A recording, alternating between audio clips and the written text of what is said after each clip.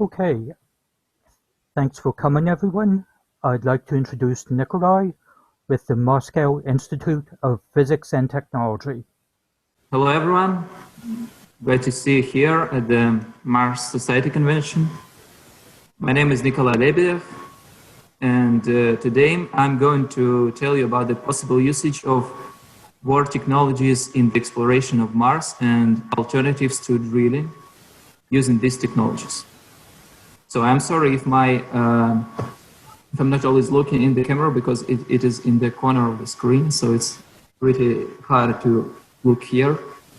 I will. So if you have any questions, you can write them in chat, or I will answer them in the end of the presentation. Okay, so I will present some concepts for using the hypersonic, kinetic, nuclear, and explosive weapons that can be used for different purposes, from construction to drilling. And I will share my opinion why space must be a peaceful place for successful exploration of new planets. So, first of all, let's take a brief look at today's concept of settlement on Mars. It is known that the triple average daily radiation dose at the Mars surface is equivalent to an average radiation dose on the Earth per year, which is a lot. So the dust, the atmosphere, pressure, and low temperatures make the surface of the Mars really a severe place to settle.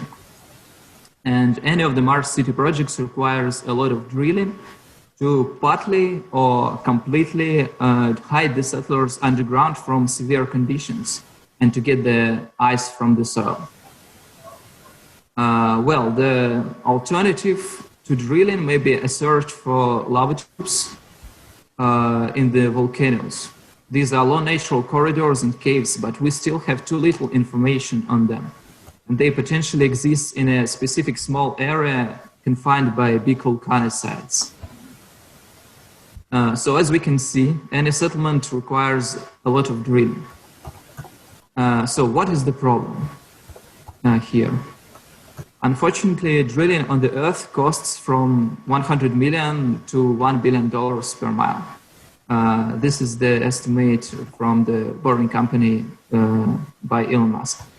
I'm speaking about drilling using tunnel boring machines, like here in the picture. Sending this heavy apparatus to Mars is not impossible, but very expensive and needs additional construction modifications. Of course, the tunnel boring machines should go to Mars sooner or later, but for the first settlers, there should be some infrastructure arranged by the unmanned missions. So the easiest way to build an underground shelter is to make a proper hole from the surface and then put metal construction on them, covering it with Martian soil, which this is the easiest way of making such a shelter. Here I present the kinetic bombardment concept.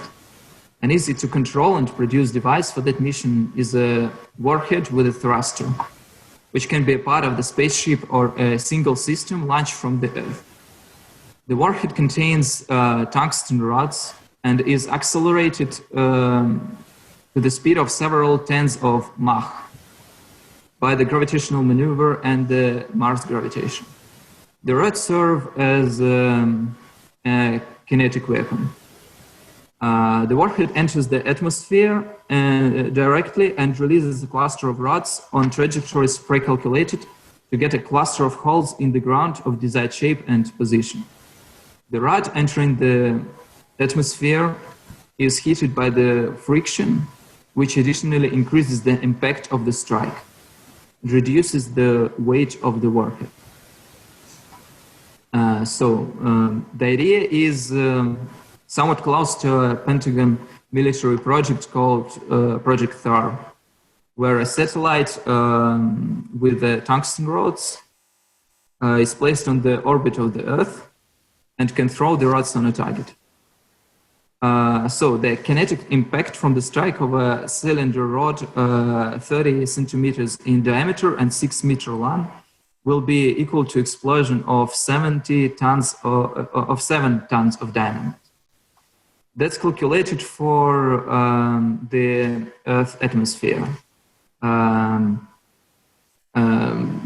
Because the rod slows down almost 3 times in the atmosphere of the Earth because of the air friction. As the Martian atmosphere is much thinner and less dense than the Earth one, the velocity after gravitational maneuver is not less than 11 kilometers per second. So the impact would be much higher. Changing the angle of attack changes the depth and the width of the crater. Also, a cheaper version of tungsten, such as high-dense alloys, can be used to reduce the cost of the warhead. So the advances of this approach are that we can make a big number of craters at the desired positions, which can be pre-calculated and requires minimal control from the Earth, without the use of robots and machinery delivered at the surface of Mars. The glass-like material left from the strike and quartz soils can be used for construction. The craters can either be used for placing living models brought from the Earth in them, which are ready to use after putting the soil on the roof, like that. Or to make underground shelters after creating the roof of the crater with metallic construction. So we can approximately visualize the impact of the rods on a hypersound velocity if we take a look at another technology designed to penetrate the soil on Earth, which is a Bunkerbuster. Yes, here are some of the advances of the technology of kinetic bombardment I've mentioned. And this is Bunkerbuster. It is a massive bomb designed to penetrate the soil on Earth to eliminate enemy bunkers. It is both narrow and very heavy to use the kinetic energy to penetrate the ground on a significant depth. For example, one of the Bunkerbusters designed for the Gulf War was GBU-28, which was made of beryl steel. It weighs 2 tons and carries 300 kilo of highly brisant explosives. The depth of penetration in Earth is 30 meters and in concrete 6 meters. The later usage of tungsten and depleted uranium for the warhead increase the depth even more, and the latest version called MOB can penetrate even 60 meters of concrete. So these bombs work like a nail fired from a nail gun. They make their way through the ground and explode on a significant depth. The tungsten rods work in a little bit different way. Having much higher kinetic energy, they work like a meteorite blast and don't just make hole in the ground, but create a plasma cloud leaving a deep and wide crater. That's why there is no need to add highly explosive materials to this construction. A more efficient variant of usage of the explosives would be to put them directly under the Martian surface, to explode them and make a pit. The method is used on Earth to make tunnels and for mining and called open cut drilling. Although the Mars conditions differ from the ones on Earth, and the Mars atmosphere doesn't contain so much oxygen, which is crucial for burning and exploding. There are a lot of explosives that still can work because they contain an oxidant and can blast in any atmosphere. For example, a simple grenade can explode under the water. The minus of using explosives on Mars is that it has a much less dense atmosphere, which means the shockwave, which is the main factor of impact, is scattered very fast. But if we put the explosives in the rock, in the solid rock or soil, the impact will be almost the same as the heated gases that form the shock wave will be put in a closed volume. So the process of making the holes becomes more efficient, like on Earth in this condition. So we can make holes in Martian soil without any presence of man during the unmanned mission using drones controlled from Earth or by automatic algorithms. The process could be organized in the following way. A robot drills the surface, puts an explosive into the hole, activates the timer, and leaves the hazardous area. So the process can be repeated to make the hole deeper. Then the pieces of rock that can remain inside the hole because of the scattering of the shockwave can be removed by another robot. The gravitation on Mars will serve for good, as the rocks can be easily uplifted with the shockwave. After that, we can elongate the trench by putting the explosives in the walls of the pit. After creating a long enough trench, the rough construction is put on its top, and the layer of soil is put above. A shelter or an underground tunnel is ready. It can be made sealed by colonists or robots, or it can just serve as a radiation and meteorite-safe hangar for inflatable living models, for example. Anyway, the process still involves drilling, which spends energy and materials. We have to drill the surface to put the explosive down there. There is another idea how to use more technology here to simplify the process. And there is a technology called Monroe Effect that was widely used for military purposes since World War II. For example, the well-known bazooka projectile uses the effect for tank destruction. The effect is used in shaped charges like this. Due to this effect, the explosion is amplified by concentrating in a particular direction, which can be made by the usage of a charge with a cone notch with the base of the cone pointed towards the object, like we can see here. And the detonator is positioned near the top of the cone. The notch is covered by a layer of metal. After the explosion of the charge, the metal forms an arrow long jet concentrating on its axis, which can reach the velocities of 19 kilometers per second.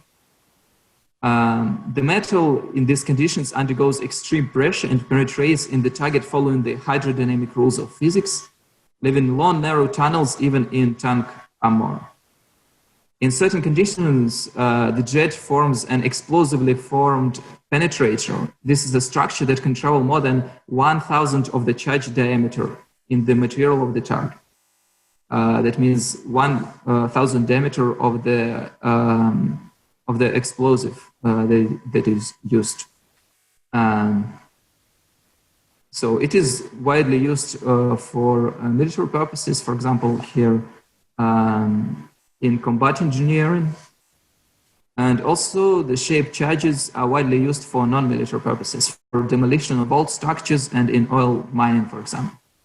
And it was a surprise for me, but 4.5 kilogram of shaped charge explosive was used on the Hayabusa 2 mission on asteroid Ryugu last year. The device was dropped to the asteroid, and the spacecraft after that moved behind cover. The explosive detonated in a crater about 10 meters wide, where it would provide a pristine sample of the asteroid. Such an instrument can serve for easy and fast shelter creation. I mean, the shaped charges can be used for easy and fast shelter creation or any other construction purposes on Mars.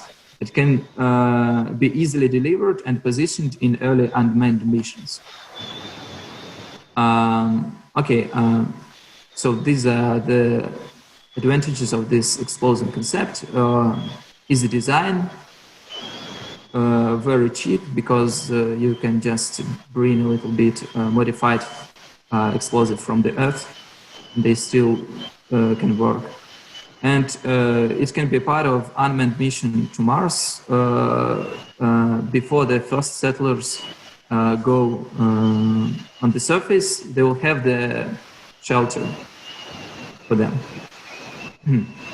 And now a couple of words about the usage of the nuclear weapons on Mars. Today, nobody would like to use these weapons, even for peaceful purposes, as they leave significant radioactive remains. We should understand the potential hazard from the use of these weapons on Mars. The state-of-art thermonuclear weapons are much less dangerous than it's supposed to think. For instance, after the explosion of the famous bomb on the Novaya Zemlya site, people arrived into the epicenter only 2 hours after the explosion. Hours. The radioactive pollution was about 1 million rentgen per hour, which exceeds the normal dose of radiation for humans only 16 times. Mars is being bombed by high-energy particles from the sun every second, and that amount of radiation is much more dangerous. But the thermonuclear bomb used on Novaya Zemlya exploded in the atmosphere. If we want any potential applications in drilling, we should consider an underground explosion. And here we can remember the Sedan crater in the Nevada desert. There is a photo here. After the explosion in 1962, the radiation decreased to its normal level only in the 90s. So about 30 years passed. Using nuclear weapons for making deep holes is possible, but not for humans living on the territory of the crater, which rather can be used for technical purposes. Nuclear weapons can be used in tandem with the Bunkerbusters I mentioned before, allowing them to explode on a significant depth to make huge craters, like the one here. The power of explosion can vary depending on the bomb's blast yield. So we can make the craters of different size. Okay, also a glass-like material left at the explosion site in the soils rich with silicon oxide can be used in construction, but its high radioactivity should be taken into account. Okay, so to summarize every concept I've presented, there are a lot of different war technologies that can serve for the successful settlement of the Red Planet. Most of them are rather used for the first unmanned missions or by first settlers, as they will have a limited amount of resources and will have to use simple and reliable methods to survive. This task is very close to combat conditions. That's why military technologies will work well in this situation. The advantages of this approach are its reliability, simple construction, the ability of unmanned missions, and medium price. Hopefully, with more and more spaceships coming from Earth, the task for making new underground communications will become easier, as new spaceships are bringing the state-of-art drilling stuff and increased number of settlers who can work in special tunnels with Earth atmosphere and conditions. One more thing I wanted to mention before we finish is the peaceful space exploration. The application of war technologies that I mentioned is also reasonable because the military forces in each country would like to invest into testing their technologies outside the Earth. But the ordinary people living on the Earth wouldn't like to live in a world where every second spaceship launched can carry a weapon that can be thrown on their heads. So we're living at the time which is sometimes called a new Cold War. and the treaties for limiting and restricting the strategic weapons are being breaked, you know. So if we want to reach success as an interplanetary species, we should start to make new arrangements to keep space a safe zone, where big missions, especially using the potential war applications, are controlled by international organizations. A good example of such an arrangement is the International Space Station.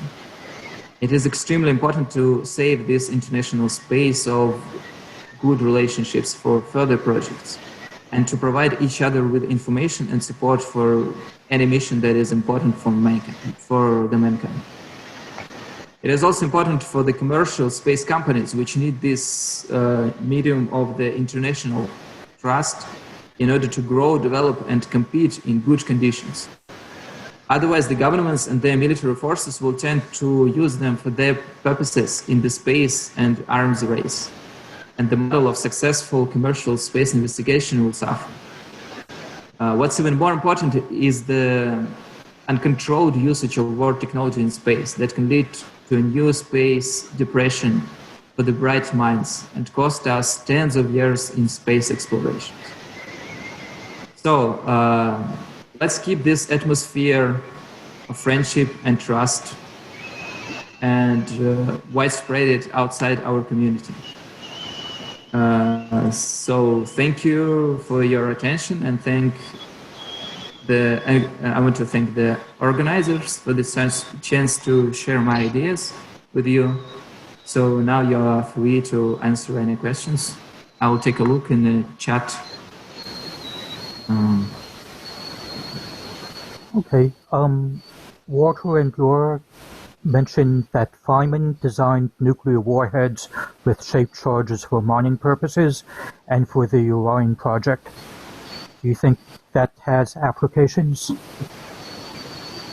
Yeah, definitely. But as I mentioned, the radioactive pieces, that the remains of the radioactive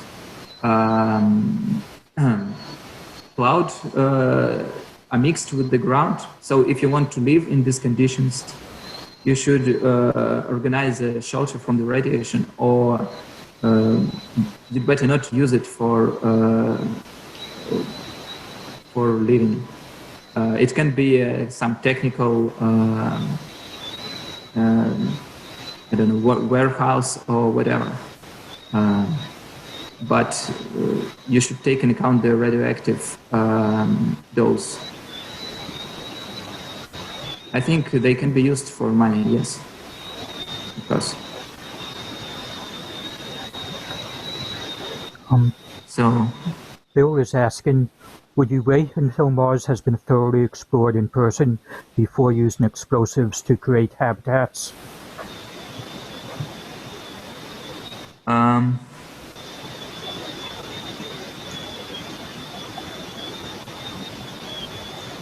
No, I think that these technologies, the war technologies, are better used in the early stage of Mars exploration, because after we bring enough people to Mars and enough cargo with the new high-tech,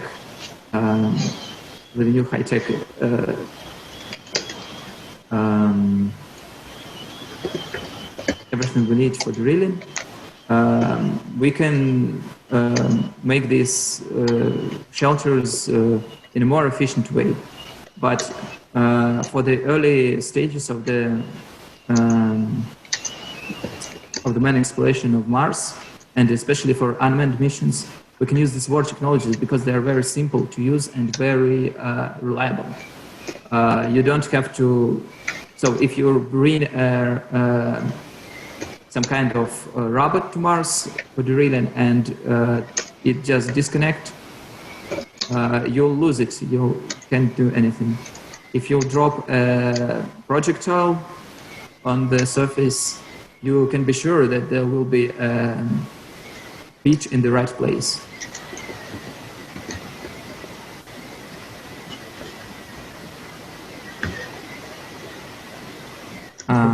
Okay, the atmospheric pressure.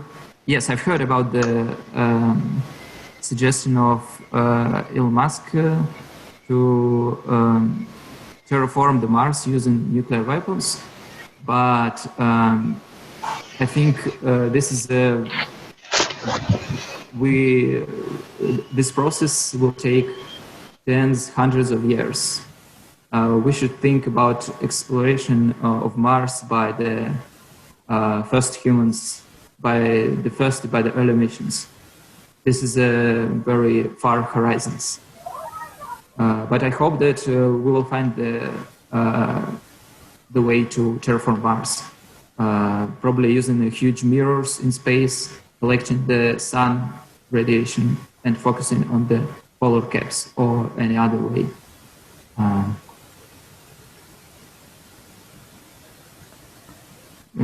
But using the nuclear weapons in polar regions, the latest calculations showed that this is not effective because you have to explode one bomb every 30 seconds, if I'm not mistaken.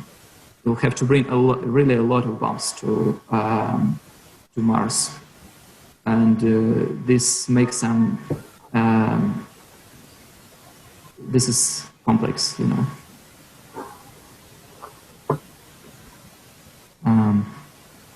Okay. Feynman designed. Okay.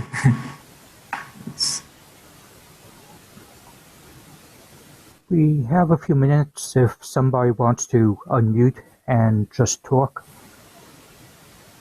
to ask a question. I do have a question because can people hear me? So everybody is interested in the nuke, in the nukes, in the nuclear explosions on Mars. But as I said, the sun radiation can be even greater than the radiation from the nukes. So, but the problem is that the radiation stays in the ground, and people have to live near it for a long time. So it can be absorbed by their organisms. You have to, if you make a hole with a nuke in the ground, you have to make a good radiation shelter. If you make it, okay, you can use the nuclear weapons to make holes, but really, yes, but you should take it in account.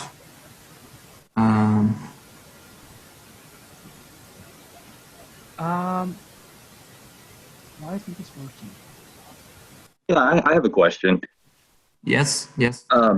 So, getting off of the nuke topic, but we could use other bunkerbusters possibly to dig holes like the lava tubes and possibly form habitats inside of those tubes. What are your thoughts on that? So the question is about creating lava tubes, artificial lava tubes. Yeah. But about the lava tubes.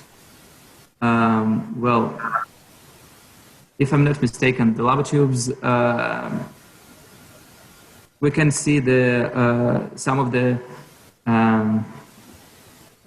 some kind of evidence that the lava tubes can exist in certain region of the Mars near the volcanoes, but there hasn't been any mission like the rover mission to prove the existence of these tubes. I'm really waiting for probably someone will be able to send a rover there or just a satellite to prove the existence of these holes. If we can prove it, it will be very suitable. They will be very suitable for human settlement. Yeah, a geologist, Antonio Paris, actually has a good paper. He's mapped out a lot of good locations for possible lava tubes. If you're interested in researching that. Yes. I've been interested in research because of the previous contest about the Mars city design. I was looking through the possible variants, and possibly the greatest variant that could the nature give to us, the Martian nature give to us, is the lava tubes. And I think I've seen this paper you've mentioned, but he analyzes the tectonic processes and the photos from the satellites. And there are some holes we can see from the orbit, but we don't have the evidence like the photos of the lava tubes still that we have the caves inside. So I'm waiting for any new information from the NASA space engineers. Maybe they will be also interested in that. Thank you. This is the official end of the session, and the room will be open in another 10 minutes or so for questions.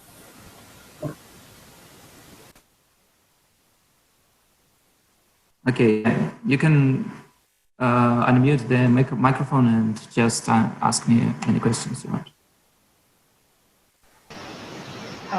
Okay, so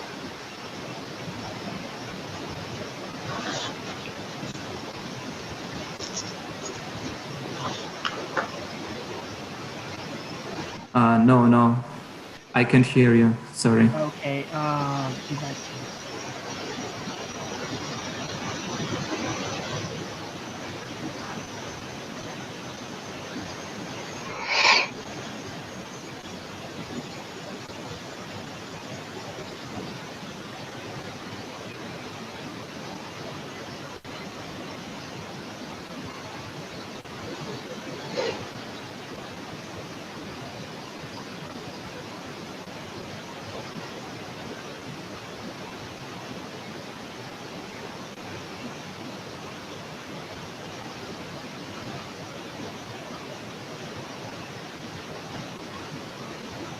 Okay, how would this compare to drilling using nuclear power?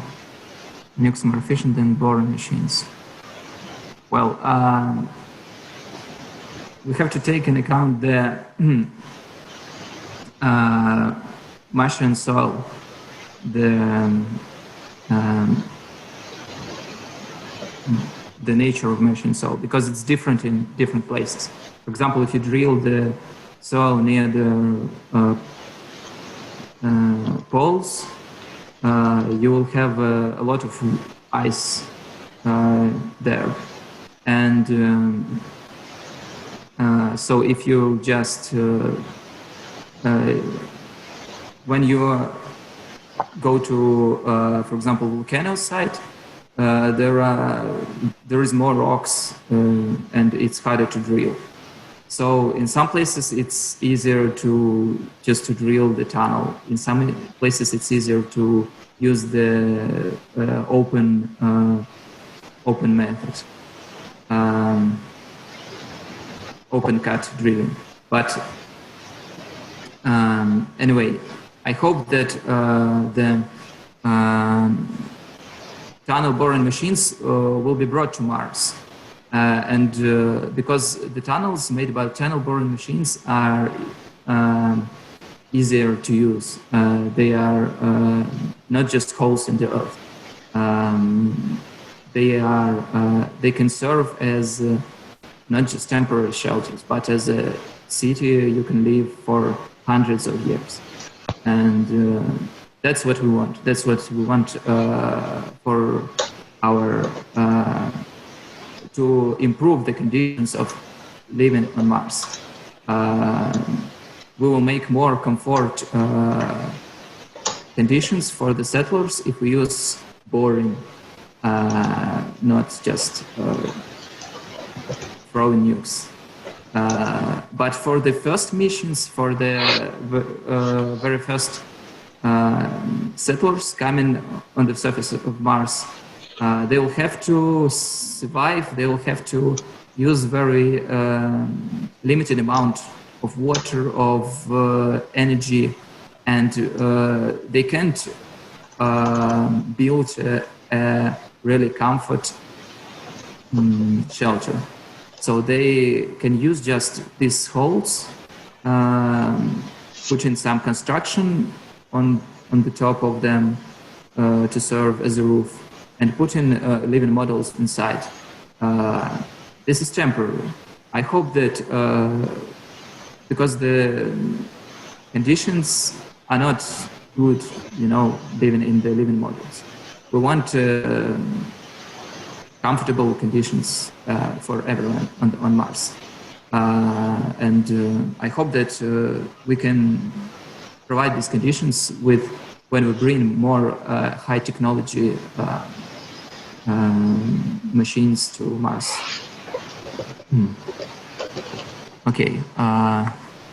My team discussed nuclear mining and calculated the 3 bomb-sized nukes right enough basalt to provide the city for. Okay, you mean you use the basalt to build the houses, the shelters? Okay, anything.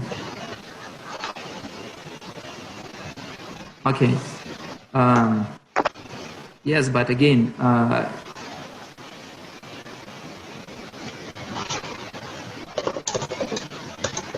you have to provide the radiation defense from the radiation. Every brick that you put in the wall of your house or whatever is a small is radioactive. You don't want people living there always walk in the suits. So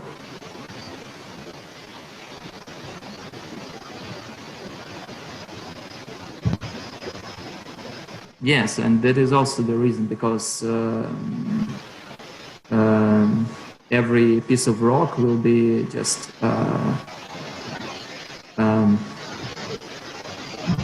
will just fly away from the place of the explosion. It will be hard to put them back. As I mentioned, the Tsar bomb was exploded in the atmosphere. It was not an underground explosion. The underground explosions such as I mentioned before, the Saturn crater. You can look at the scale of this crater, and this is the amount of soil that is scattered around. But there is not just a pile of ground living outside the crater. It's scattered all over the surface, and it's pretty small pieces. So I'm afraid this is it will be pretty hard to build anything from that. Probably the material that is used after the high temperature impact of the bomb in the rock or in the soil, this material is hard enough and can be collected.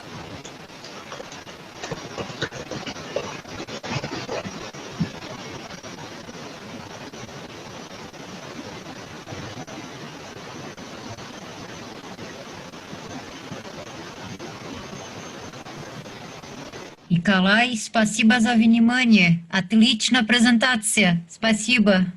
Спасибо, спасибо.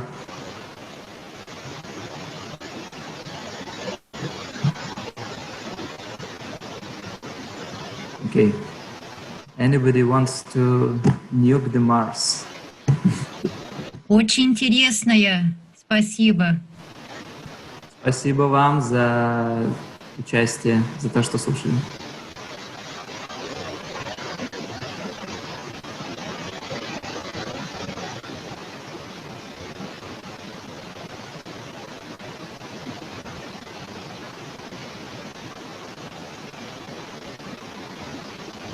So you mean you are using the 3D printers you want to use the 3D printer technology to build the shelters?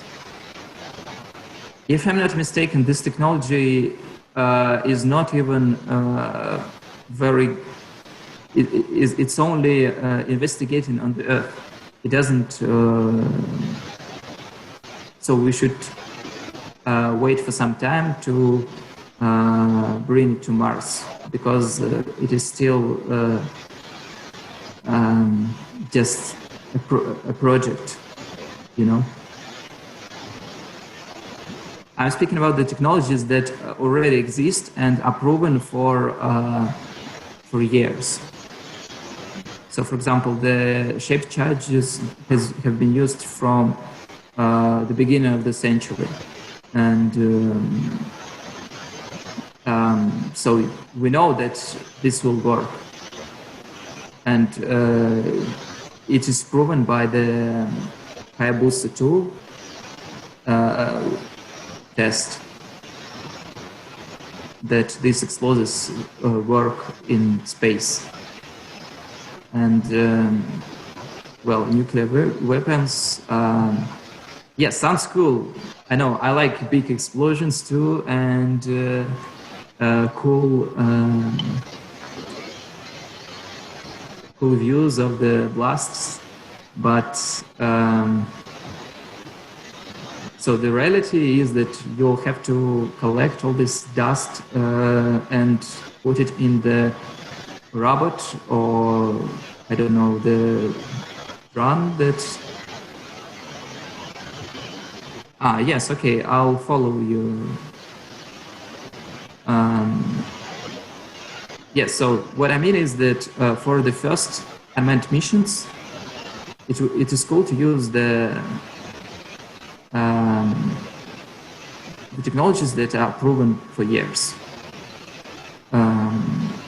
Because we have a lot of things we bring to Mars that are state of art. For example, the space, if we'll fly the Starship, hopefully to Mars, it is a totally new technology. No one has done this before. That's why it is a lot of risks.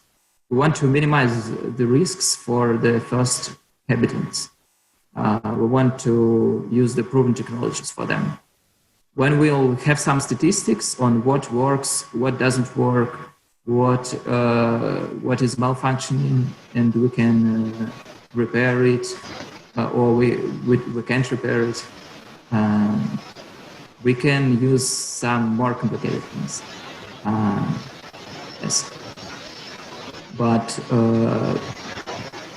so the only thing the nukes are probably useful for, as I said, making a huge hole in the earth to put something technical inside, machines, I don't know, probably some stuff that, probably the reactors or some stuff that is turning the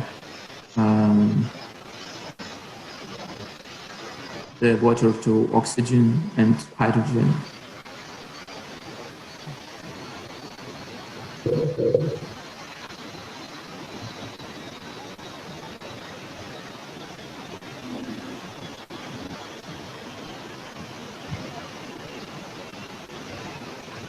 Yeah, good evening. I had a question. Yes, you're welcome. What about lasers? So melting the ground around that area, for example, is it worked? Or should it be worked? I know we need a lot of power, but we are close to the sun, so we can generate easily power to consume the lasers. What do you think about? Okay, so if I got it right, you're asking if we can use the solar power to activate the lasers on the surface of Mars. Yes? Correct. Melt the ground, yes? Yeah. Correct. I'm sorry, but we're going to have to close the room for the next session. Okay. Okay, yeah. Thank you very much. Okay. Thank you.